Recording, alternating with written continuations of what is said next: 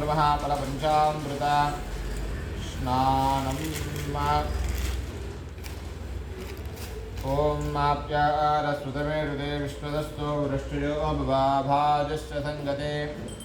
क्षीरोदकस्नानं समर्पयामि आप्यारस्वतमे हृदे विश्वदस्तो वृष्टयो भाजश्च सङ्गते परमेश्वरस्वामिदेवताभ्योरपूर्वः क्षीरोदकस्नानं समर्पयामि हृद्योजातमुद्यामि हृद्योजातारवै नमो नमः भवे भवेनादिभवे भवत्समान्न भवोद्भवाय नमः क्षीरोदकस्नानं समर्पयामि विक्रावृणोकारं विष्णो रक्तश्चावाजिनः सुरभिनो मुखागर्भआदोघुं विदार्शद दधिस्नानं समर्पयामि दधिक्रावृणोकारं विष्णो रक्तश्चावाजिनः सुरभिनो मुखागर्भआदोघुं विदार्शद दधिस्नानं समर्पयामि दधिस्नानं वामदेवाडरवो ज्येष्ठाडरव श्रेष्ठाडरवो रुद्राडरवत्कालाडरवत्कलविकरणाडरमो फलविकरणाडरमो फलाडरमो फलप्रमथनाडरम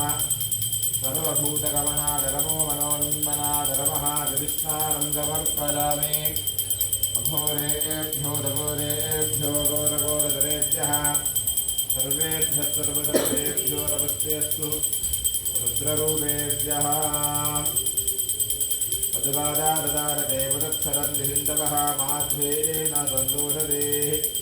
मधुभक्त्वार्चरमनजः मधुज्योरस्तुनत्रिका मधुमान् नवनस्तद्रमधुमागमस्तु सूर्यः माद्दीर्घभूमुञ्जुनः तत्पुरुषारविद्महे महादेवारवीमहे तन्नो रुद्रप्रचोदयात्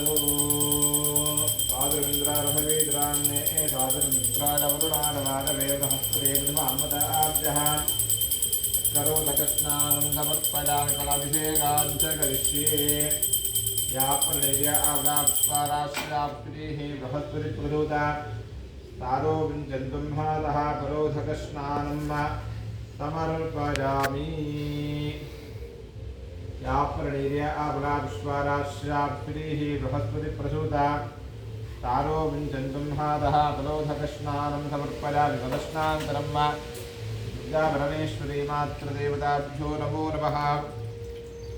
परमेश्वरस्वामिदेवताभ्यो नमो नमः ऋताशक्तिधूपमाग्रापयामि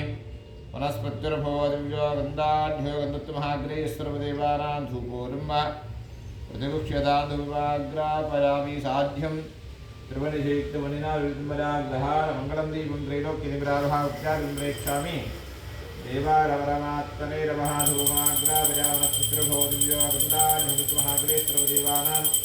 धूपोर्मृत्युक्षतां धूमाग्रापयामि धूपानन्तरं यथाशक्ति नारिकेलफलस्नानं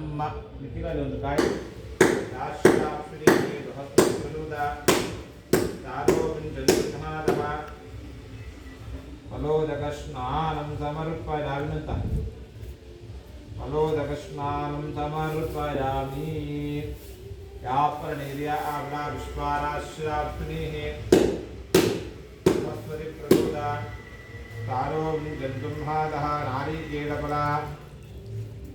स्नानं समर्पयामि फलस्नानन्तरं परिवारदेवताभ्यो नमो नमः रथाशक्तिनीराजनं शम्भवे नमः नमस्तेऽस्तु भगवन् विश्वेश्वराय